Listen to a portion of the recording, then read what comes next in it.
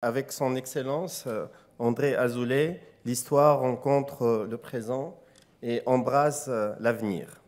Très impliqué dans la consolidation et l'élargissement du partenariat euro-méditerranéen, son Excellence André Azoulay a beaucoup contribué au processus de paix au Proche-Orient et à la consolidation d'une culture de respect et de confiance mutuelle.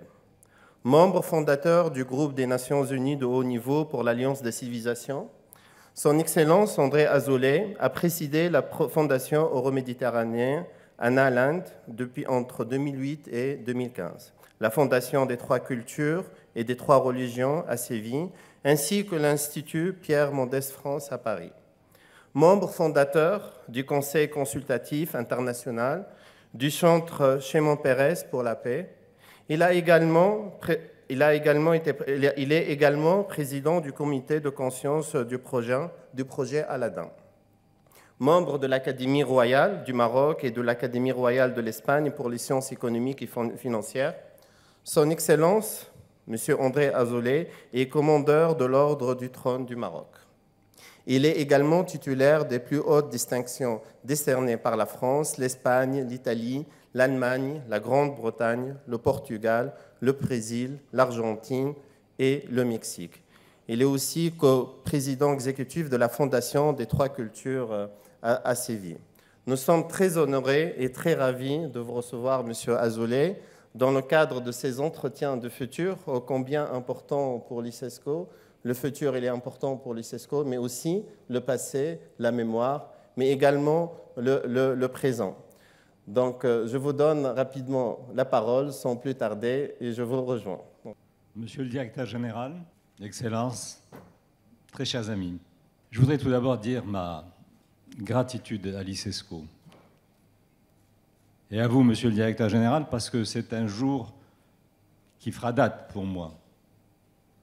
Ce vendredi est une autre étape que je franchis grâce à vous, parce que j'ai le privilège, l'honneur et le très grand bonheur de partager un certain nombre de réflexions qui ont été fondatrices, centrales dans mon long voyage tout au long des années.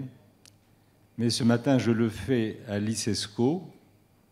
Ça n'était pas nécessairement un rendez-vous inscrit dans mon parcours.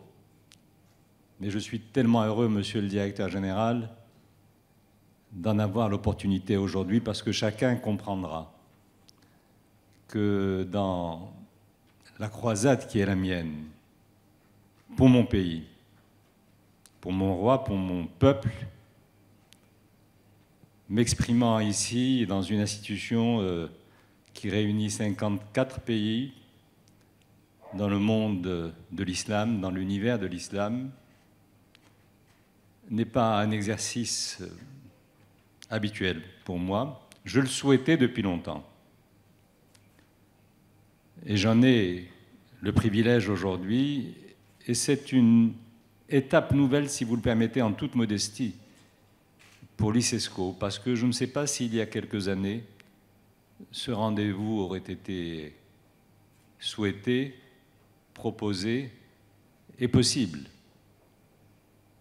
Il l'est aujourd'hui, et dans ce siège, c'est pas ma personne qui est dans cette salle. C'est tout ce que mon pays incarne aujourd'hui dans la communauté des nations. Et si vous le permettez, je ne sais pas comment est organisée la réunion. Est-ce que je vais répondre à vos questions ou si vous allez me laisser le temps de me positionner et de dire ce qui m'est essentiel. Nous sommes en juin 2023, dans un temps, dans un espace, dans une communauté des nations at large, qui n'est pas celle la plus exaltante de l'histoire de l'humanité. Nous sommes dans un temps où le déni où la régression philosophique, où l'éthique, les éthiques nationales, personnelles, urbaines, rurales, ces éthiques se conjuguent différemment, s'incarnent différemment et s'expriment différemment. Nous avons, et nous continuons de le faire et de le vivre, traverser des périodes de très grande turbulence. Mais il y a des tendances lourdes dans l'histoire de l'humanité. Et aujourd'hui ont émergé des tendances que l'on croyait à tort totalement disparues. C'est une référence aussi triviale, mais que je mentionne très souvent pour essayer d'expliquer ce que je tente d'exprimer.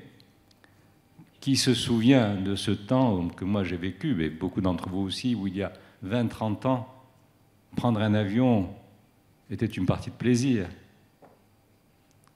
Aujourd'hui, vous passez par 50 scanners, par 50 services de sécurité. Vous arrivez exténué dans votre cabine d'avion. Un exercice simple, ordinaire. Cette simplicité n'existe plus. Cet ordinaire devient extraordinaire. Et je pourrais citer 1000 exemples comme cela. Avoir des gardes armés devant les synagogues en Occident, des gardes armés devant les mosquées, de temps en temps devant les églises. Quelle régression, quel archaïsme. Et je crois qu'on ne fait pas suffisamment l'effort de se souvenir que nous sommes aujourd'hui dans un temps qui, il faut l'assumer, a été celui d'un recul collectif. La communauté des nations n'a pas su prévenir, n'a pas su anticiper, n'a pas su nous protéger collectivement de ces archaïsmes, de ces extrémismes. Et pour ma part, et mon pays m'en a donné à la fois la force, la capacité et la chance d'être résilient face à tous ces extrémismes. Et je le dis en toute lucidité. Ce que je vis aujourd'hui dans mon pays, le Maroc, je ne pourrais plus le vivre, ni à New York, ni à Londres, ni à Paris, ou ailleurs. Et le Marocain que je suis ne peut pas se priver de cet exercice de pédagogie et de partage avec vous pour que nous, Marocains, et vous-même, Excellence, qui êtes là, nombreux à représenter un certain nombre de pays, pour prendre la juste mesure de ce que la société marocaine sait dire aux autres aujourd'hui, là où les autres, soit ne savent plus ou ne peuvent plus le dire, soit n'ont pas choisi cet exercice, à la fois de la pédagogie et de ce combat pour que, justement, s'arrêtent, quelque part, en tout cas ici, à nos frontières, tous ces dénis, tous ces archaïsmes et toutes ces régressions que je mentionnais tout à l'heure. Ça ne veut pas dire que, ici, notre livre d'histoire d'aujourd'hui, l'histoire des annales de ces années, a été exempt de dangers, de risques, et parfois aussi de tentations, de ces tentations radicales ou extrémistes qui ont essayé chez nous aussi de germer et de s'installer.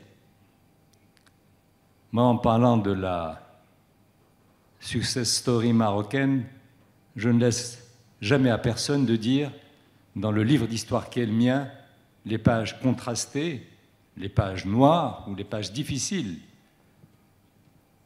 que notre société a connues. Mais nous avons passé tout cela. Et moi, j'ai cette responsabilité que j'assume avec gourmandise et avec bonheur, d'incarner la richesse de toutes nos complexités à nous, Marocains, la richesse de toutes nos diversités, la capacité de la résilience qui est celle de mon pays.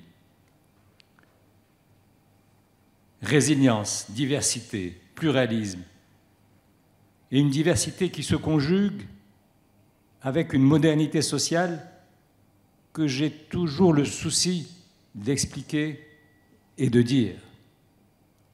Nous ne sommes pas dans cette position avec une... Nous ne sommes pas statiques, nous sommes dans une dynamique, nous sommes dans un combat, nous sommes dans un engagement et dans l'approfondissement et aussi le souci d'expliquer aux autres ce qu'est notre démarche. Et je le rappelle souvent, cette modernité sociale et ce pluralisme et cette diversité que le Maroc a choisi de cultiver, a choisi de renforcer, a choisi d'épanouir. Ce n'est pas un exercice cosmétique, ce n'est pas un exercice protocolaire. Je suis fier de vous le dire en ma qualité de conseiller de Sa Majesté le Roi, parce que Sa Majesté, il est l'incarnation temporelle, spirituelle de cette réalité marocaine. Mais je vous le dis parce que la complexité n'attire pas nécessairement les grands titres des journaux. Le fait que nous soyons du bon côté de ce qui fait aujourd'hui la différence dans la communauté des nations entre cette humanité, cette éthique, cet enracinement dans nos propres histoires, ça n'est pas un exercice qui fait recette nécessairement auprès des opinions publiques ou de ceux qui nourrissent les opinions publiques dans le monde. Et je rappelle toujours de ce point de vue-là que je suis ici en terre d'islam et que l'islam que je vis, l'islam qui est dans mon quotidien, j'insiste souvent pour l'expliquer parce que quand je suis à Londres, New York, Madrid ou Paris, je sais que mes interlocuteurs que j'ai en face de moi ont rencontré dans leur journal du matin ou dans leur télévision du soir un islam qui va les faire m'écouter de façon pas nécessairement, je dirais, facile pour eux, parce que je dis quelque chose, j'incarne quelque chose qui est aux antipodes de ce qu'ils lisent ou de ce qu'ils voient ou de ce qu'ils ont parfois rencontré. C'est un exercice difficile. Mais j'ai ce privilège et j'ai ce bonheur partagé par mes millions de compatriotes au Maroc de le vivre, de le construire, de résister à ceux de mes compatriotes qui parfois ont eu la tentation de conjuguer nos spiritualités différemment. Mais le Maroc, en ce mois de juin 2023, cette voix marocaine, cette réalité marocaine, je la trouve plus épanouie, plus forte que jamais. Et je vais essayer de terminer d'un mot et vous laisser la parole parce que je vous en ai privé, mais je voudrais vous dire que nous vivons aussi une sorte d'aggiornamento, un momentum qui n'a pas toujours existé, mais qui est le cas aujourd'hui. Très souvent, et au Maroc comme ailleurs, les stratégies, ces orientations que j'évoquais tout à l'heure, cette gouvernance, elle est top-down. Elle est exprimée par le haut, c'est la règle dans tous les États, et elle essaye de s'installer aussi largement que possible dans le pays. Mais croyez-moi, chers amis, Monsieur le directeur général, Excellences, messieurs les ambassadeurs, messieurs et mesdames les ambassadeurs et ambassadrices, il y a aujourd'hui cet aggiornamento signé Maroc qui fait que ce qui a été pendant longtemps top-down, c'est bottom-up aujourd'hui. Notre pays, sous le leadership engagé, militant de Sa Majesté le roi Mohammed VI, notre pays aujourd'hui vit ce rendez-vous historique de la conjonction entre ce qui vient d'en haut et la réappropriation par le plus grand nombre de mes compatriotes de cette réalité, de ce choix, de cette modernité, de cette diversité qui chez nous ne se conjugue pas comme étant ou ne se vit pas comme étant un défi ou un problème. Cette diversité chez nous aujourd'hui, elle est un atout, elle est une richesse. Et le plus grand nombre de Marocains se la réapproprient et sont fiers. Ça n'a pas toujours été le cas. Mais nous y sommes aujourd'hui, en juin 2023. Prenez-en date, prenez-en la juste mesure. Et je dis ça à mes compatriotes, je ne vais pas inviter leurs excellences, les ambassadeurs, à faire l'exercice pour nous, mais pour nous, Marocains, n'hésitez jamais à l'expliquer, à le partager, à le dire, objectivement, avec ses fragilités éventuellement, avec ses défis, avec les échecs d'hier qui se conjuguent aujourd'hui comme des succès pour notre société aujourd'hui. Ça, c'est mon Maroc. Le Maroc, monsieur le directeur général, monsieur le directeur, il est un État membre de l'ICESCO. Et le Maroc vous remercie de lui donner cette parole aujourd'hui dans l'espace spirituel, culturel, historique qu'incarne l'ICESCO. Ça n'est pas business as usual pour moi aujourd'hui. Le faire à l'ICESCO n'est pas nécessairement le même exercice que je fais très souvent. Et je le dis à mes amis, je me sens coupable de saturer ceux qui me font l'amitié de venir m'écouter un peu partout quand je parle. Mais ils m'encouragent à dire non, il faut continuer. Mais à l'ICESCO, je ne continue pas, je commence. Et je vous remercie de me donner la possibilité, à travers les 50 États membres de votre organisation, de faire en sorte que ma marocanité soit mieux et plus largement connue. Merci.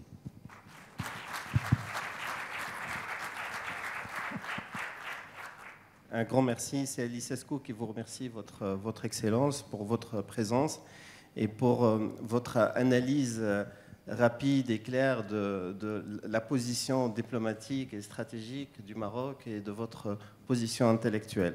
Vous avez parlé de cette idée qui est d'actualité aujourd'hui, le bottom-up et le top-down.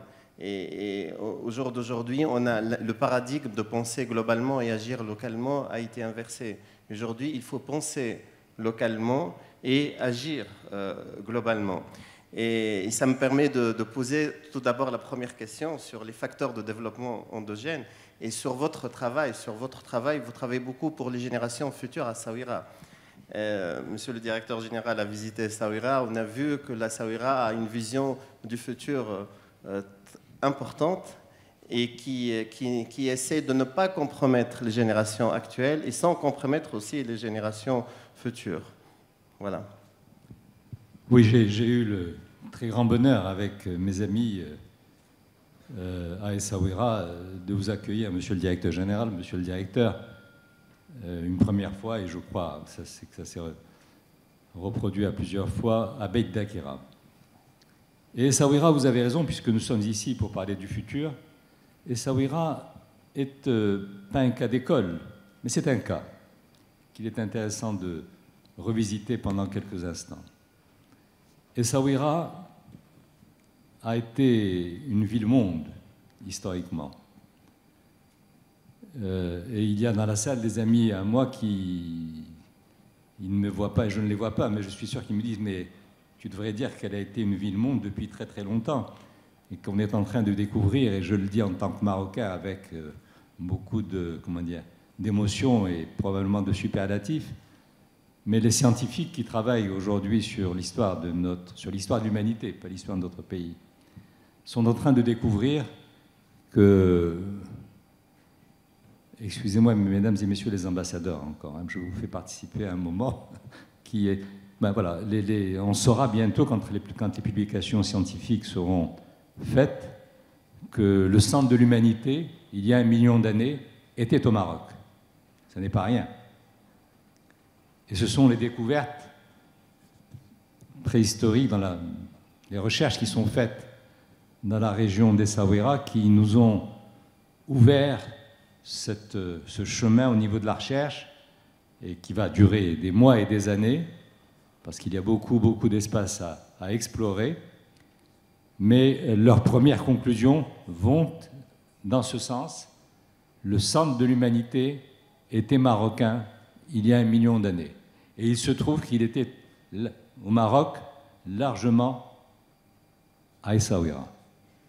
Mais il est ailleurs aussi.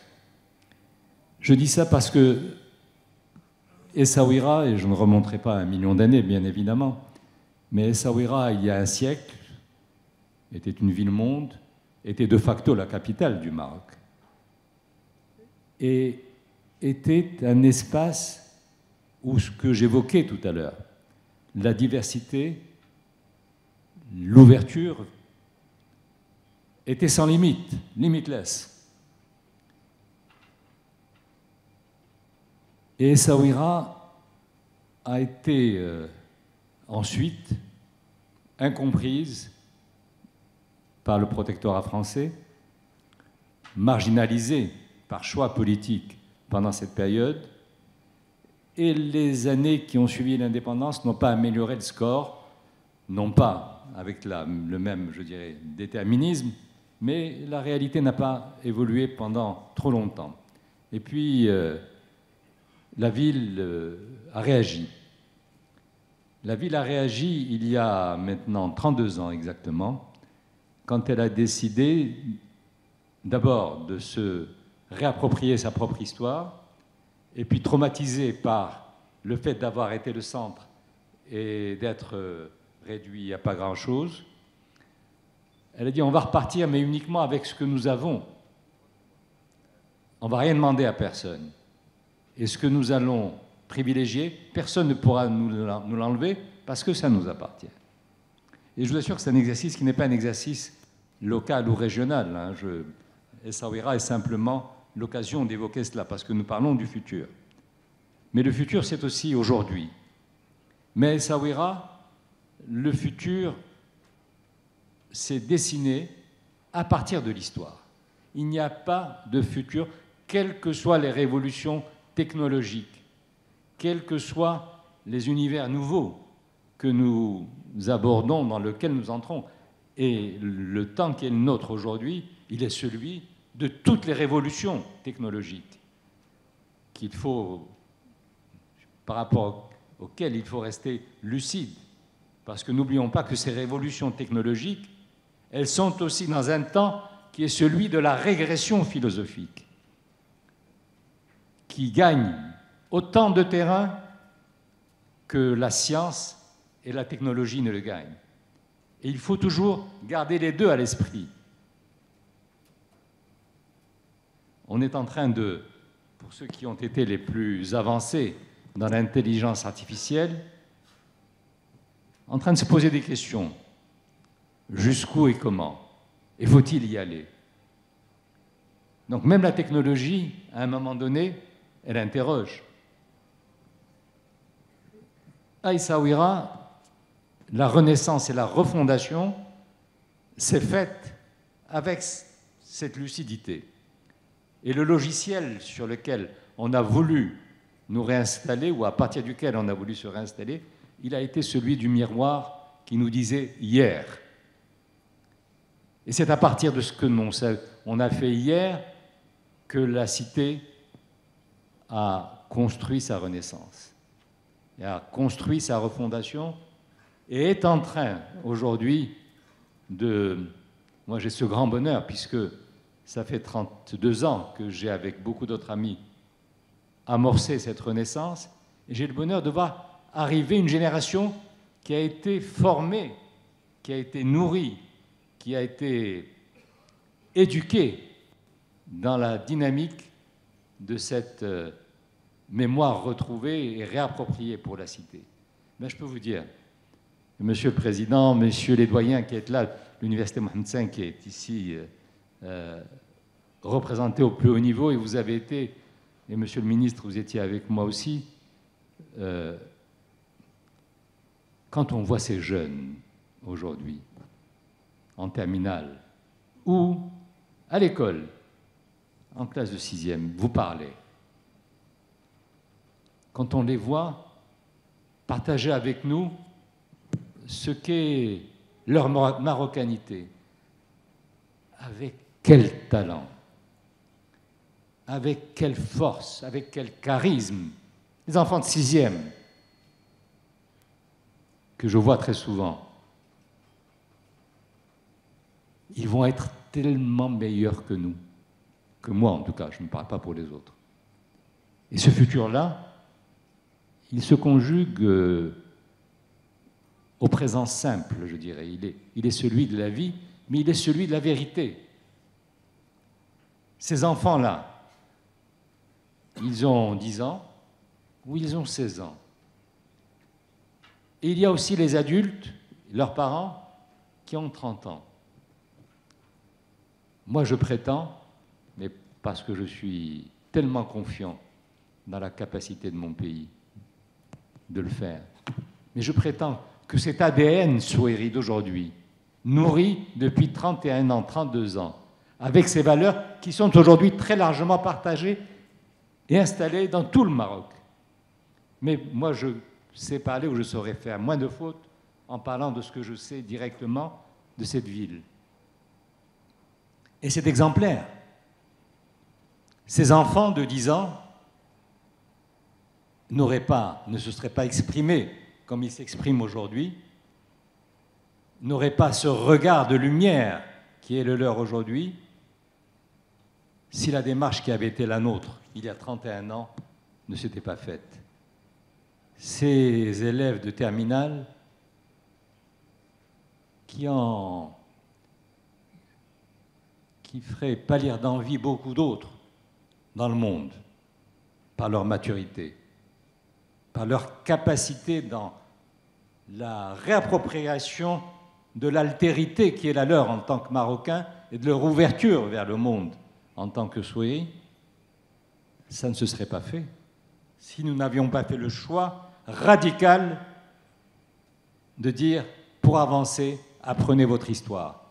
Ce que vous étiez hier, ce que vos parents, vos grands-parents, vos aïeux ont dit au reste du monde à partir des Essaouira, au XVIIIe, au XIXe siècle, et je m'arrête là. Mais je dis cela parce que c'est tellement exaltant, et j'en suis tellement fier en tant que Marocain, de voir ces enfants. J'ose pas dire que si j'allais dans une classe de 6e, dans une banlieue scandinave, ou dans une grande ville scandinave, ou occidentale en général, je trouverais cette ouverture au monde, cette éthique conjuguée simplement dans les annales de la vie au quotidien, toutes générations confondues, avec ce bonheur. Il y a dans la salle avec nous Rita Al-Rabouli, qui est la directrice de Beit Dakira, à Essaouira. Beit Dakira, c'est la maison de l'histoire et de la mémoire juive marocaine, et à travers les annales d'Essaouira. Elle me donne toujours un très grand bonheur, parce que je vais très souvent à Beit Dakira. Et quand je vois ces centaines d'enfants, et maintenant depuis que Beit Dakera a été inauguré par Sa Majesté il y a 3 ans. Plus d'1 million de personnes sont passées à Beit Dakera. Et quand je vois avec quelle aisance les enfants assis dans une synagogue, eux, enfants musulmans de classe de 6e ou de classe de terminale, le font avec une aisance, mais ils sont presque eux. Ils nous regardent en disant, mais ils sont étonnés de nous voir là, nous. C'est extraordinaire. C'est extraordinaire. Elle m'a fait vivre une expérience qui m'a marqué. Je suis allé un jour assez tôt le matin à Beit Dakera. Je suis entré dans la petite synagogue qui est à l'entrée de cet espace. Et j'ai vu 2 enfants, une a peut-être entre 10 et 12 ans, assis dans la synagogue très tôt le matin, seuls. Je me suis dit, mais je leur ai demandé, qu'est-ce que vous faites là? Ils ont l'air de me dire, arrêtez de nous. Je ne voyais pas que nous travaillions. Ils étaient en train d'écrire sur un carnet. Et je leur ai dit, mais vous écrivez quoi? Puis je voyais que vraiment je les agaçais. Mais ils m'ont dit, écoutez, c'est très simple, nous, on est les envoyés spéciaux de notre classe, les journalistes de notre classe, parce qu'on a eu l'avantage d'être venus ici. Beaucoup d'enfants de l'école ne sont pas venus ici. Ils nous ont demandé de faire un reportage sur la synagogue avant qu'ils n'y viennent pour leur dire et leur expliquer. Au Maroc, à Essaouira, en terre d'islam, c'est l'exercice au quotidien d'une société qui incarne tout ce que les autres ont perdu. Vous allez me dire, M. Azoulay, vous pourriez parler du futur en nous parlant des nouvelles technologies, en nous parlant de tout ce que la science a fait. Je le ferai peut-être si vous m'en donnez le temps, mais de toute façon, je le ferai mal par rapport à ceux qui en ont l'expertise et qui en ont la légitimité. Ce que je vous dis, moi, c'est l'histoire de la vie et je vois là le futur de mon pays. Et je sais que ces enfants-là vont faire beaucoup mieux que moi, parce qu'on aura donné une chance que peut-être moi, je n'ai pas eue. Mais j'ai refusé, j'ai résisté à l'amnésie avec beaucoup d'autres. Et j'ai construit sur cette histoire. Donc à votre question, je dis, bien sûr, le monde de demain va être tiré par la science et par toutes ces réalités, inventions, performances du génie humain qui vont modeler la société de demain. Mais il y a comme dans la vie, et ce sont des critères plutôt économiques, mais l'économie, c'est aussi une école. En économie, il y a les fondamentaux. Quand il y a une crise, on interroge les fondamentaux quand il y a une crise économique. Si les fondamentaux sont en crise, alors c'est sérieux. Mais si c'est simplement une crise conjoncturelle et que les fondamentaux ne sont pas affectés, on sait que la sortie de crise est pour bientôt. Mais nos fondamentaux à nous, Marocains, dans cette pays du monde, dans cette partie du monde, ces fondamentaux, ils sont aujourd'hui enracinés dans ce qui forme la pensée du plus grand nombre de mes compatriotes. Et ça n'est pas rien. Et monsieur le directeur général, si j'osais abuser de l'ICESCO, je vous suggérerais qu'ensemble nous prenions l'initiative sur le terrain, à Essaouira, mais ça pourrait être fait ailleurs au Maroc, hein, je ne suis pas, de faire que vos États membres viennent partager sur le terrain, non pas à travers la parole qui est la mienne ou de celle de mes amis, mais viennent vivre ce que nous vivons. Vous l'avez vécu en partie. Et je voudrais terminer sur ce point en rappelant ce que j'ai vécu il y a 3 semaines à Essaouira. Il y avait à Essaouira, pour 2 jours, l'envoyé spécial du président Biden en charge de lutter contre l'antisémitisme et le racisme aux États-Unis et dans le monde.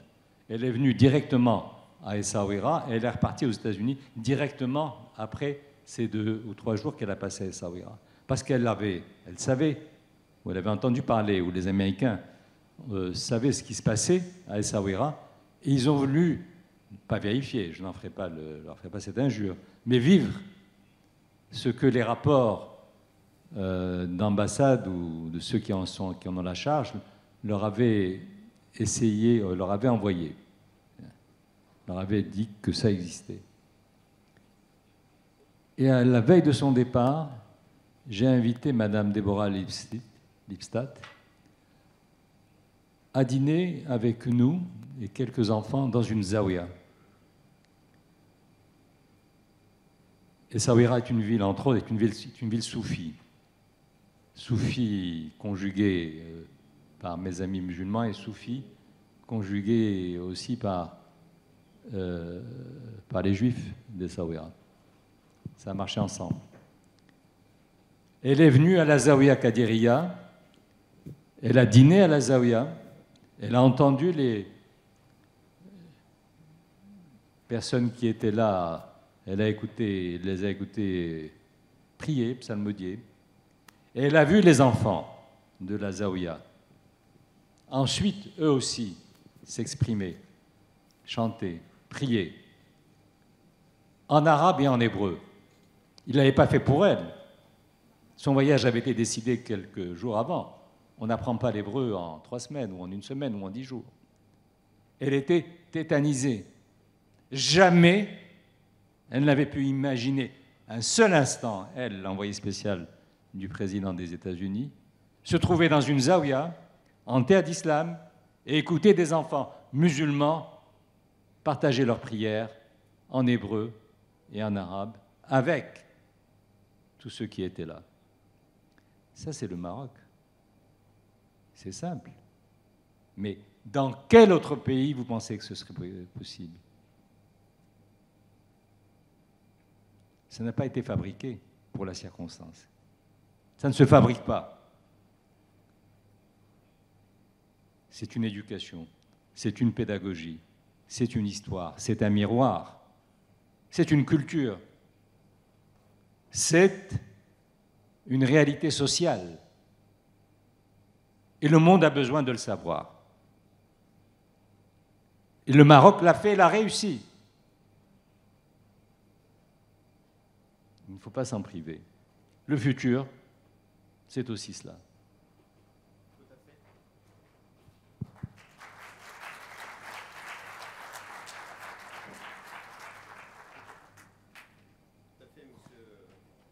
Je vais vous prendre. Voilà. Tout à fait, Monsieur Azoulay, il n'y a pas de futur sans passé.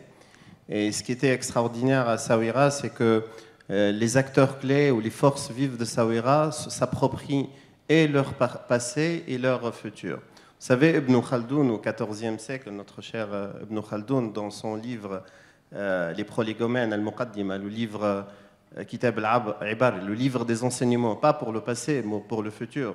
Au XIVe siècle, il disait déjà tous les historiens qui l'ont précédé, c'est de simples chroniqueurs, parce que l'histoire telle qu'elle a été écrite ne reflète pas la réalité, puisque l'historien modifiait l'histoire.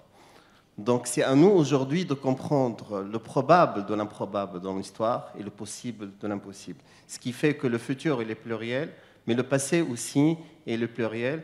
Et je pense que cet effort de comprendre le vrai passé est très important, du moins pour nous autres les prospectivistes. On dit qu'il n'y a pas de prospective sans rétrospective. Et on qualifie ça d'une analyse rétrospective compréhensive. Vous avez parlé tout à l'heure de la complexité très chère à Edgar Morin. Et vous avez parlé que l'ordinaire devient extraordinaire et des tendances qu'on croyait disparues, ces tendances lourdes. Son Excellence, Monsieur le Directeur Général, il a parlé des tendances lourdes démographiques. On vit un boom démographique sans précédent dans l'histoire de l'humanité. On vit ce problème d'intelligence artificielle. Ça peut être positif comme ça peut être négatif. Ma dernière question, M. Azoulay, c'est par rapport au rôle de la diplomatie. Nous, à l'ICESCO, on fait beaucoup de diplomatie stratégique et de diplomatie civilisationnelle. Nous avons lancé ce concept à l'Université Qadi Iyad la semaine dernière, et on croit beaucoup au lien entre diplomatie civilisationnelle et diplomatie stratégique. La diplomatie stratégique, c'est comment assurer la continuité de l'action stratégique en prenant en considération tous les acteurs clés. Donc, selon vous, quel est donc le rôle principal de la diplomatie, soit stratégique, soit civilisationnelle, dans la construction d'un monde meilleur? Et comment s'assurer de sa pertinence face à ces défis futurs, face à cette tyrannie du futur? La tyrannie du futur et aussi la tyrannie du présent, cette urgence, ce court-termisme qui ne laisse pas la possibilité de construire un avenir meilleur, qui prend en considération l'avenir de l'humanité et de l'homme avec grand âme, hommes et femmes. Vous savez, je crois que toutes ces dernières années, il y a des concepts nouveaux qui se sont inscrits dans le bréviaire et dans les feuilles de route des diplomates. On a parlé de soft diplomatie. Il y a eu souvent dans beaucoup de pays une incursion forte, prononcée, dans les domaines qui auparavant n'étaient pas nécessairement dans la feuille de route des diplomates, l'histoire, la culture, la spiritualité. La vérité oblige à dire que partout ailleurs, y compris chez nous, ça ne s'est pas fait naturellement. Cette évolution de la diplomatie traditionnelle et classique dans d'autres registres, elle s'est faite en réaction justement aux crises que j'évoquais tout à l'heure. Ça a été par containment, pour essayer de comprendre, parce que les drames que nous avons vécus depuis un certain nombre de dizaines d'années ont surpris les pays les mieux informés, les mieux outillés, et là où les services de renseignement étaient les plus performants, presque infaillibles. Et pourtant, tous les drames que nous avons vécus, les plus tragiques, les plus violents, les plus inattendus, ont pris de court les pays les mieux outillés en matière de renseignement comme en matière de qualification de puissance politique, économique et diplomatique des nations, encore une fois, qui étaient les leaders de notre monde. Donc, de toute façon, aujourd'hui, effectivement, il y a une révision du code diplomatique. Il y a une révision du concept de la diplomatie. Pour le moment, et il faut être lucide, elle est toujours dans la dynamique de la gestion de crise. Elle n'est pas volontariste, elle n'est pas encore suffisamment traitée ou incarnée comme étant l'un des leviers, au même titre que la stratégie militaire, au même titre que la puissance économique, au même titre que la compétition scientifique. Mais je pense que de toute façon, à cause de ces régressions que j'évoquais tout à l'heure, ça va devenir l'un des leviers majeurs dans la relation internationale aujourd'hui, enfin demain encore plus qu'elle ne l'est aujourd'hui. Mais là aussi, vous savez, il y a pour la soft diplomatie ou pour la diplomatie classique, moi j'ai tendance à toujours prioriser ce qui favorise l'éducation. C'est-à-dire qu'aujourd'hui, si vous allez dans n'importe quelle grande ambassade, n'importe quel grand pays, des grandes puissances, et que vous dites à monsieur l'ambassadeur d'un très grand pays, quels sont vos projets dans telle nation où vous venez d'arriver? Le récit sera celui qui reste classique des enjeux stratégiques, des enjeux de sécurité, des enjeux militaires, des enjeux économiques. Et je n'ai pas encore rencontré, quand j'en ai fait l'exercice, un diplomate ou un responsable qui m'a dit, au même niveau, l'éducation, par exemple. Au même niveau, la pédagogie. Et j'ai réagi.